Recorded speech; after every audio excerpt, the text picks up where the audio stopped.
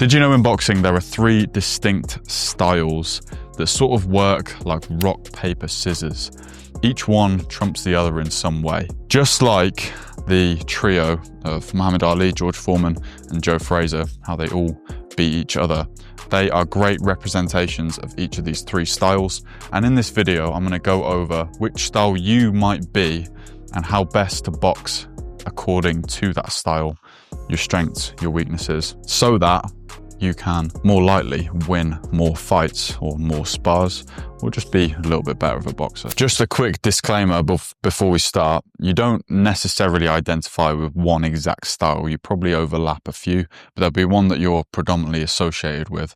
And also, if you're a slugger, basically someone with no technique who can punch really hard, it doesn't mean that you could batter Muhammad Ali in his prime, because you probably couldn't, all right? So I'm not saying that like if you're an outboxer you can just beat every slugger, or if you're whatever, right? Okay, I'm just saying generally this gives you the best chances of winning in terms of tactics and ring IQ. All right, style number 1 is the outboxer. This is someone who prefers to be at longer range, obviously using longer range punches, is faster on their feet. They generally, and that also means that they don't really hold their feet, which subsequently means that they don't punch that hard usually. They don't really use strength as a way to win. They use technical ability. I'd probably say these are the most like technical boxers. Okay, they're very good at like changing angles and moving around the ring, got good positioning, all of that stuff. And these guys generally out-trump the guys who just want to nail you, the sluggers, the ones that can punch hard, because they can move off, they can pick them off with a jab, outpoint them, okay? However, they struggle against pressure fighters, because usually, particularly in pro fights, the outboxer will win most of the, you know, if they're pretty similar ability, they'll win most of the first rounds, or like the first 9-10 rounds, and then the pressure will eventually get to them if they are boxing a pressure fighter, and they'll just be overrun by pressure because they move around so much more. It means that they get fatigued even if they're super fit, which is also another attribute you must have if you want to be an outboxer. You've got to be fast and you've got to have good durability. You've got to be able to move around on your feet, sometimes like twice as much as your opponent if you're going to be on the back foot. You've got to be good at counter punching. You've got to have a fast jab, and you've got to be good at taking angles, being fast on your feet. The outboxer generally boxes on the back foot, so they move. That basically means they move around the outside of the ring. They move around their opponent. So that means they spend a lot of time on the ropes and, you know, moving side to side, getting off the ropes and trying to catch their opponent as they come in, using like check hooks, going whichever way, walking them onto shots, which also there's a bit of an overlap with the slugger, right? Because if you can walk people onto shots as an outboxer and hold your feet as you do that, and you can punch pretty hard, and there's a little bit of an overlap with, you know, the bigger punchers, which is the sluggers, which we're going to go on to next. The sluggers, these guys usually hold their feet, they sit down on their shots a lot more, and they basically just go for raw power. They're not really looking to outpoint their opponent, which means that they don't actually do that well in amateur boxing. They do a lot better in pro boxing because they're just kind of looking for that one big punch, and they're willing to put everything into it to make it happen. So that's why they generally do so well with poor technical ability, is because, well, Deontay Wilder is a great example of this. I mean, if you watched him from like a fundamentals boxing technique point of view, you'd be like, this guy's like a beginner. But he can punch that hard that he just knocks people out so brutally that in of itself adds pressure and makes people overthink too much, to the point where he just ends up chinning them anyway. Okay, so having power is actually more of a psychological pro, right, as opposed to a psychological con. Because it is an intimidation factor, and they know that if they do get caught, they've got to be super careful, because if they do get caught, they might get knocked out.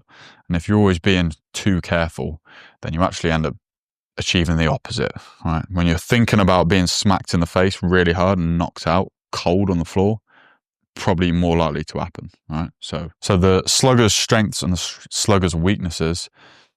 The strength is against the pressure fighter, because the pressure fighter is trying to pressure them. Is exactly what they want. They want to walk them onto big punches and knock them out.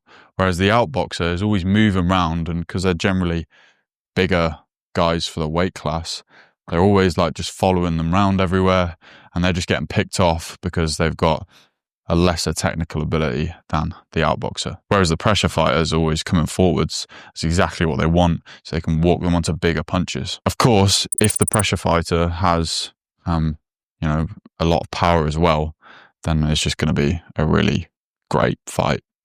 But like, as I said, there's overlaps between them. Okay, so there's an overlap with the pressure fighter.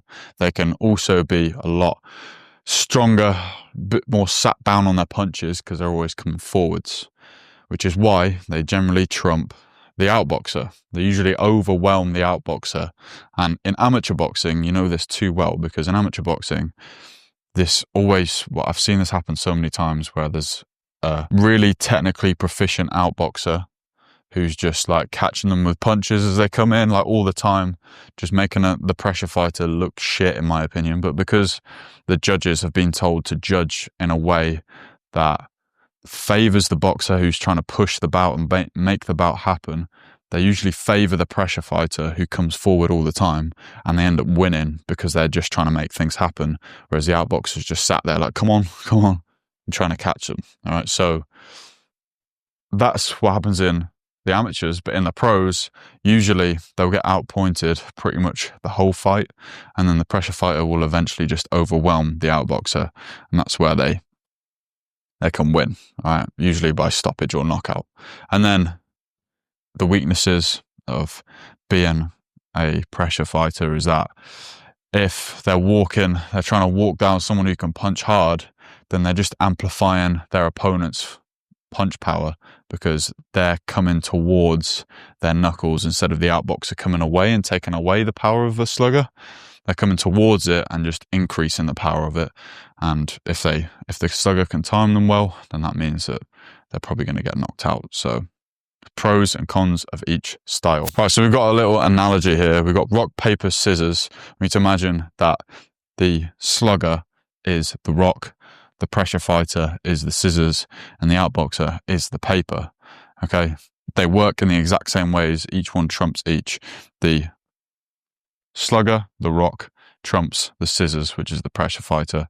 The pressure fighter trumps the outboxer. The scissors trumps the paper, and the paper trumps the rock, or the outboxer trumps the pressure fighter. But there is one style that trumps all.